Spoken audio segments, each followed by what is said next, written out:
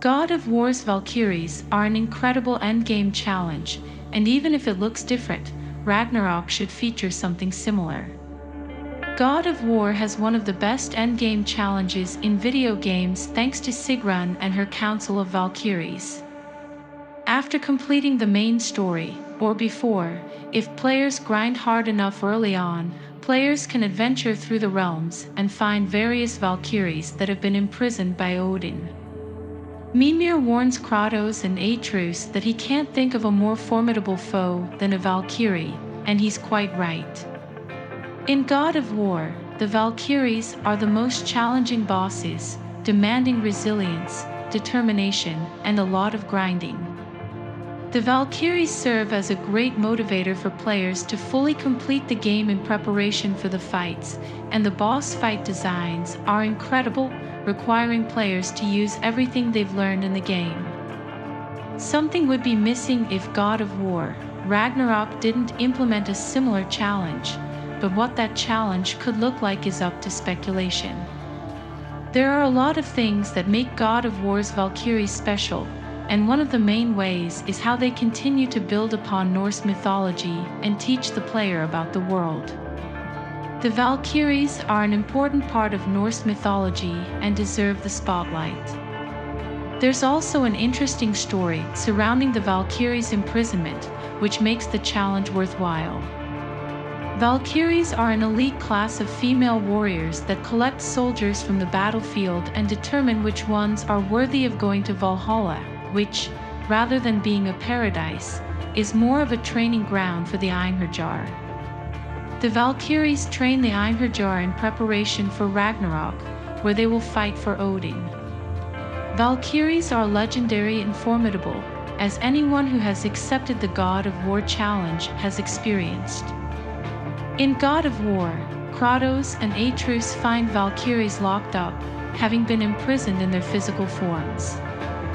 The story slowly unfolds as Kratos and Atreus hunt down and free each Valkyrie, revealing that Odin corrupted the Valkyries after Freya lost her position as the Valkyrie Queen.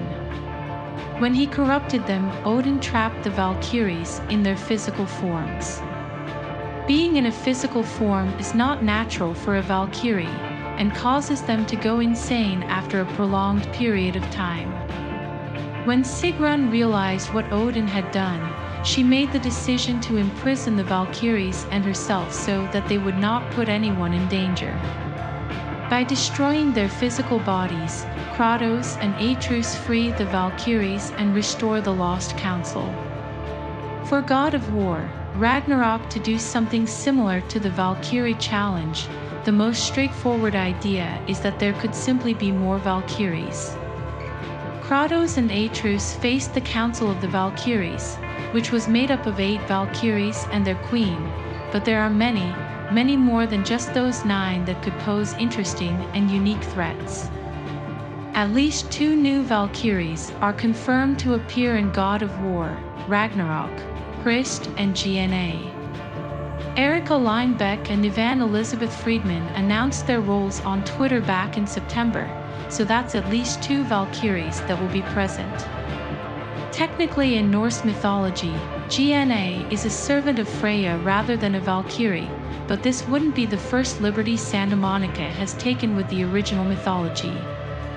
Apart from Christ and GNA, there are dozens of other Valkyries that were never named in the previous game. Simply repeating the Valkyrie formula could feel a little lackluster, but it's definitely possible. Considering that the true Valkyrie Queen Freya will play a large antagonistic role in Ragnarok, Valkyries may play a bigger role in the main story this time. The only thing is that the challenging Valkyrie bosses were optional, and Freya is probably a main villain. She plays a significant role in the story and threatened Kratos pretty dramatically at the end of the first game, so she'll be tracking Kratos down rather than the other way around. Unless the final Valkyrie boss is Freya with her wings, it's hard to imagine anyone that would top the infamous Sigrun. However, it's very possible that God of War, Ragnarok will go in a completely different direction. Valkyries will be present in the game, but they may not be foes. Instead, it's very possible that players will be fighting high-ranking members of the Einherjar.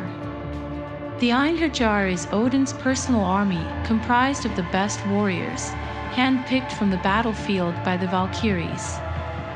In preparation for Ragnarok, they spend their days training for battle and get drunk in their free time. Come Ragnarok, the Einherjar will fight to defend Odin and Asgard.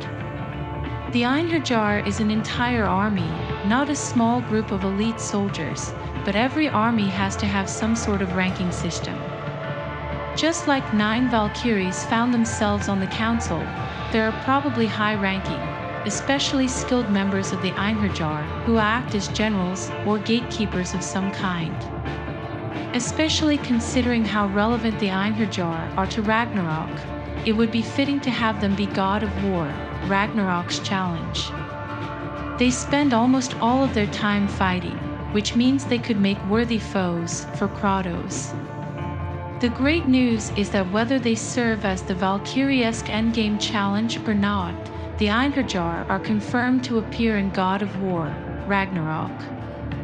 Mimir specifically mentions them just before Kratos and Atreus fight Sigrun, which could be foreshadowing, and there are already some confirmed voice actors. Laura Stahl, Anna Brisbane, and Aaron Phillips all confirmed on Twitter that they are playing members of the Einherjar. One way or another, the elite class of warriors will be in the game, and since they're Odin's puppets, they'll pose a threat. The Einherjar are also closely related to the Valkyries, who help train them to become better warriors, so it's fitting from every angle. Whatever the endgame challenge is in Ragnarok, though, the story might force it to look a little different. If the world ends, there won't be a lot of exploring to do after completing the main story, and the Einherjar will have met their end.